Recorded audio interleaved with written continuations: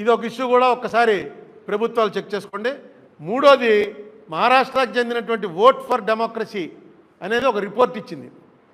ఆ రిపోర్ట్ ప్రకారం 12.54% ఏపీలో ఎక్కువ ఓట్లు లెక్కెట్టారని, పోలైన ఓట్లకి లెక్కెట్టిన ఓట్లకి 12.54% ఎక్కువని. 12.54 అంటే చిన్న విషయం కాదు.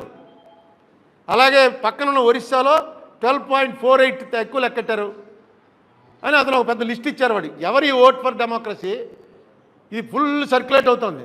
ఇది అబద్ధం అయితే వెంటనే దాన్ని బ్యాన్ చేయాలి, వెంటనే చర్య తీసుకోవాలి. ఆంధ్రాలో 12.54 ఎక్కువ పెట్టారని చెప్పి అంటుంటే చంద్రబాబు నాయుడు గారు ఇందులో ఎక్స్పర్టు. ఎందుకంటే ఫస్ట్ ఆయన ఈవీఎంలు తప్పు అని చెప్పింది ఆయనే. ఆయన దీన్ని క్లియర్ చేయాల్సినటువంటి అవసరం ఉంది.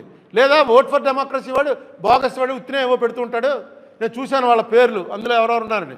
వాళ్ళంతా చాలా పెద్ద రిప్యూటెడ్ ఫెలోసే. మరి ఎందుకు అలా పెడుతున్నారని. ఇంకో విషయం, నిన్న బాలినేని అతను వేసినటువంటి పిటిషన్లో ఇప్పుడే దేశాయ్ గారు పంపారు నాకు.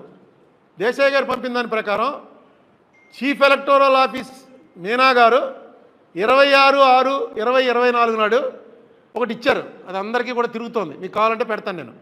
దాంట్లో ఆయన చీఫ్ ఎలక్షన్ ఆఫీసరు ఆయన ఏమి ఇచ్చాడు, ఇవన్నీ కూడా కౌంటింగ్ అయిన 10 రోజుల్లో మొత్తం డిస్ట్రాయ్ చేయమన్నారు.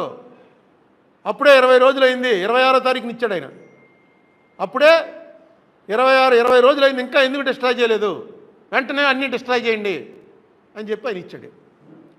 అది పంపిస్తే అది చూసి నేను ఆశ్చర్యపోయి దేశాయ్ గారిని అడిగాను, ఇదేంటండి బాబు అని. వెంటనే దేశాయ్ గారు యాక్ట్ తీసి పంపించాడు, section 81 of the representatives of people act. ఇప్పుడు అదే ఇక్కడ వచ్చి కూర్చుని రాసుకున్నది ఆయన ఇందులో పంపించాడు వాట్సాప్లో. దాని ప్రకారం 45 రోజుల వరకు అది సురక్షితంగా పెట్టుంచాలి. ఎందుకంటే ఎలక్షన్ పిటిషన్ ఎవడైనా వేస్తాడేమో, ఎలక్షన్ పిటిషన్ వేసేటప్పటికి అన్నీ కూడా సురక్షితంగా ఉండాలి. 45 డేస్ టైం ఇచ్చింది యాక్ట్. మీకు గుర్తుందా, జక్కంపూడి రామ్మోహన్ రావు గెలిచినప్పుడు వడ్డీ వీరభద్రరావు కోర్టుకు వెళ్ళాడు. కోర్టుకు వెళ్తే ఎన్నాళ్ళు పట్టింది, 3 ఏళ్ల తర్వాత కౌంటింగ్ చేశారు. 3 ఏళ్ళ ఆయన 45 డేస్ కాలదోషం పట్టకుండా కోర్టుకు వెళ్ళిపోయాడు. కానీ యాక్చువల్గా అది వాయిదాలు పడి 3 ఏళ్ల తర్వాత కౌంటింగ్ చేశారు.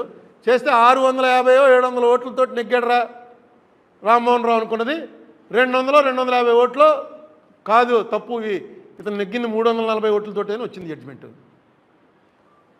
ఇక అసలు మీరు 10 రోజుల్లో మొత్తం డిస్ట్రాయ్ చేసేయండి అని అంటే ఇంక ఎలక్షన్ పిటిషన్ ఏమి వేస్తాడు. అసలు డిస్ట్రాయ్ చేసేటువంటి కంప్యూటర్లు ఆన్లైన్వి. ఇప్పుడు దానికి ఏమంటున్నారు వాళ్ళు, మీరు రండి మాక్ పోలింగ్ పెడతామని. మాక్ పోలింగ్ అంటే మనందరం వెళ్ళి ఇక్కడేమో చెప్పాలి, మేము ఇదిగోనండి మేము సైకిల్కి కొడుతున్నాం, మేమేమో ఫ్యాన్కి కొడుతున్నామని రాసుకుంటారు. అక్కడికి వెళ్ళి మనం సైకిల్కి ఫ్యాన్కి కొట్టాలి, చూపిస్తారు. ఇక చూడండి మీరు చెప్పినట్లు 12 మంది సైకిల్కి కొడతామన్నారు, 12 వచ్చాయి. 80 ఫ్యాన్కి కొడతామన్నారు, 8 వచ్చాయి. ఇది చేస్తారట పిలిచి మాక్ పోలింగ్ అని.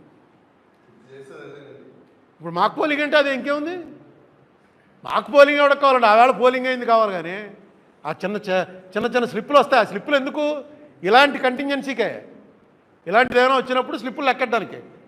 ఆ స్లిప్పులన్నీ డిస్ట్రాయ్ చేసేసట.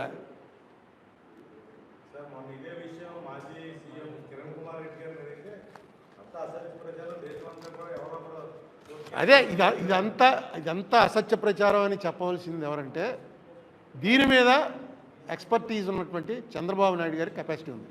ఎందుకంటే ఆయన ఇంతకుముందు కంటెస్ట్ చేశారు. ఇది పాపం ఆయన ఎవరినో ఒక ఆయన్ని అరెస్ట్ చేసి జైల్లో కూడా పెట్టారు. ఒక ఈవీఎం మిషన్ సంపాదించాడు ఆయన, పేరు హరిప్రసాద్. ఆయన నాకు కలిసాను ఆయన్ని, హరిప్రసాద్ అని. ఆయన ఇందులో చాలా స్టడీ చేశాడు. స్టడీ చేసి ఎక్కడి నుంచో ఒక ఈవీఎం మిషన్ పట్టుకొస్తే ఈవీఎంని దొంగతనం చేసావు నువ్వని కేసు పెట్టి అతను కొన్నాళ్ళు జైల్లో కూడా ఉన్నాడు 2009 ఎలక్షన్ అయిన తర్వాత. వీళ్ళకి మొత్తం చంద్రబాబు నాయుడు గారికి అవగాహన ఉంది. ఈ ఓట్ ఫర్ డెమోక్రసీ అనేది తప్పు అయితే తప్పు అని చెప్పండి, ఇది తప్పుడు ఆర్గనైజేషను, ఇలాంటివి అన్నాక అపోహలు రేకెత్తించి ప్రజల్లో నోటుకొచ్చినట్టు చేస్తున్నారని అది చెప్పండి. అలాగే ఇది క్లియర్గా రిప్రజెంటేషన్ యాక్ట్ ప్రకారం 45 రోజులు ఉంచాలంటే 26వ తారీఖు అంటే నెల కూడా అవ్వకుండా 10 రోజులు కౌంటింగ్ అయిన 10వ రోజులే. 26 అంటే 20 రోజులు, కౌంటింగ్ అయిన 20 రోజులకి మీనా గారు ఈ ఆర్డర్ ఎలా ఇచ్చాడు, యాక్ట్ ఏమన్నా మారిందా, ఇది చెప్పవలసినటువంటి అవసరం ఉంది. ఎందుకంటే దీని మీద చాలా చర్చ జరుగుతుంది. ఇది స్పెషల్ కేటగిరీ స్టేటస్ 5 మండలాలు. నేను చంద్రబాబు నాయుడు గారి ప్రభుత్వం ఎలా జరుగుతుంది ఇవన్నీ కూడా కొన్నాళ్ళు టైం ఇచ్చి దీనికి, ఎందుకంటే ఇంకా ఇనీషియల్ స్టేజ్లో ఉంది, ఏదో రెక్టిఫై చేయడానికి ప్రయత్నాలు చేస్తున్నారు. కొన్నాళ్ళు టైం ఇచ్చి వీటి మీద మాట్లాడతాను. మెయిన్ మార్గదర్శి ఇష్యూలో వాళ్ళకి చేసిన రిక్వెస్ట్ చంద్రబాబు నాయుడు గారికి, రేవంత్ రెడ్డి గారికి రిక్వెస్ట్, అది కొంచెం ఆయనకి వాళ్ళకి అందేలా చేయండి.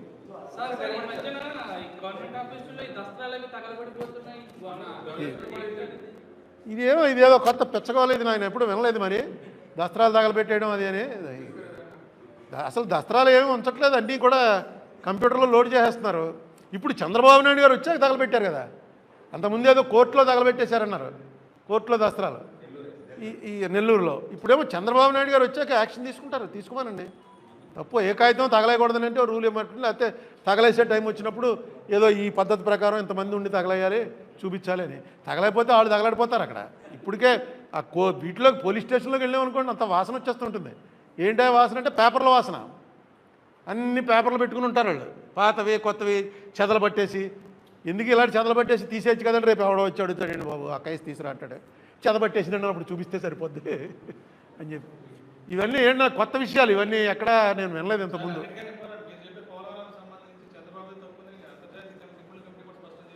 ఇప్పుడు చంద్రబాబు తప్పులు జగన్ తప్పుల మీద మళ్ళీ వేరే ప్రెస్ మీట్ పెడతాను.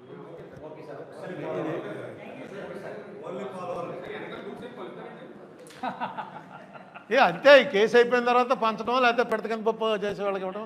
మంచి కాస్ట్లీ పేపరు, చాలా బాగుంది. మీరు కావాలంటే ఒక బుక్ పట్టుకెళ్ళచ్చు ఇంట్లో పిల్లలకి ఇచ్చి. ఎందుకంటే ఇది కేసులా, ఇది పెద్ద స్టడీ అవుతుంది కేసు. ఈ కేసు ఇద్దరితో ఆగదు. దీని మీద చాలామంది పిహెచ్డీలు చేసి ఎకనామిక్స్లో డాక్టరేట్లు తీసుకుంటారు. రేవంత్ రెడ్డి గారు, మీరిద్దరూ కూడా మీ విజ్ఞతను ఉపయోగించి సరైనటువంటి నిర్ణయం తీసుకోవాల్సిందిగా కోరుతున్నాను. ఒక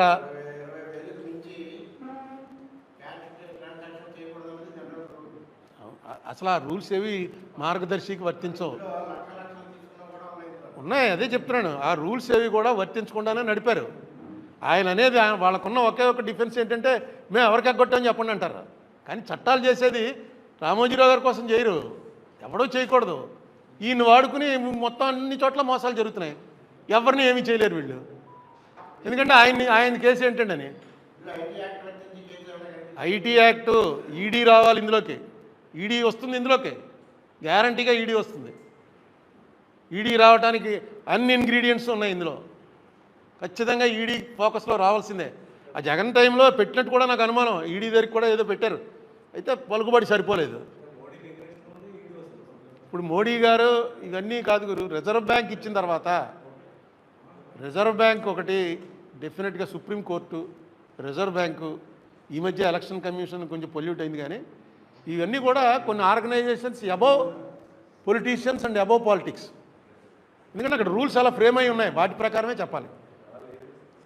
లేదు నా ఇప్పుడు అయిందా లేదు, లేకపోతే నేను ఎక్కడ సరిపోతాను. నేను ఇంకా నువ్వైతే నీ చేతిలో ఏదో కింద కెమెరానా ఉంది, నాకు అది లేదు. నేను ఎక్కడ సరిపోతాను? 10 ఏళ్ళు అయింది నేను ఎంపీ అయిపోయి. ఇంకా మీరు అందరూ ఎందుకు వచ్చారు? మీకు ఇంట్రెస్ట్ ఉంది కాబట్టి. ఆ ఇంట్రెస్ట్ వల్లే బతికింది ఇది. ఈ కేసు బతకడానికి కారణం కేవలం మీడియా. ఆ రోజున కూడా ఎవర్రా దీన్ని బతికించారంటే, ఎలక్ట్రానిక్ మీడియాలో TV9, ప్రింట్ మీడియాలో ఆంధ్రజ్యోతి. ఈ రెండు కొంచెం ఈనాడు తర్వాత సర్క్యులేషన్ ఎక్కువగా ఉన్నాయి. ఏంటి నాకు వాళ్ళకి ఏ రకమైన సంబంధం కానీ ఫ్రెండ్షిప్ కానీ ఏమన్నా ఉందా? ఈ పాయింట్ బాగుందనుకున్నారు, తీసుకొచ్చారు. సో ఇప్పుడు కూడా నాకు సహకరిస్తున్నారు. మీరు అందరూ వచ్చారంటే ప్రెస్ మీట్ ఎవడో సిట్టింగ్ ఎంపీ పెడితే వస్తారు, కానీ మీరు అందరూ వచ్చి ఎవడో కుర్రాన్ని పంపిస్తారు, లేకపోతే వాడు రాసుకొస్తాడండి మేము చూసుకుంటాంలేండి అని. ఎందుకు వస్తున్నారంటే యూ హ్యావ్ ద ఇంట్రెస్ట్. అదే అలాగే ఆ టైం వచ్చినప్పుడు మీరు 10 మంది ఎలా కలిసి వస్తున్నారో అలా కలిసి వస్తారు. కలిసి వచ్చిన వల్లే న్యాయం నిలబడుతుంది, ధర్మం నిలబడుతుంది. ఒక 3 విషయాలు, ఇది దీంతో సంబంధం లేనివి, నేను ఈ మధ్య ప్రెస్ మీట్ పెట్టలేదు కాబట్టి ఒక 3 విషయాలు చెప్తున్నాను. ఏమైనా ఉంటే అడగండి. ఈ 3 ఈ మధ్య ఎక్కువగా కంప్లైంట్లో ఉన్న విషయాలు 3 ఏంటంటే,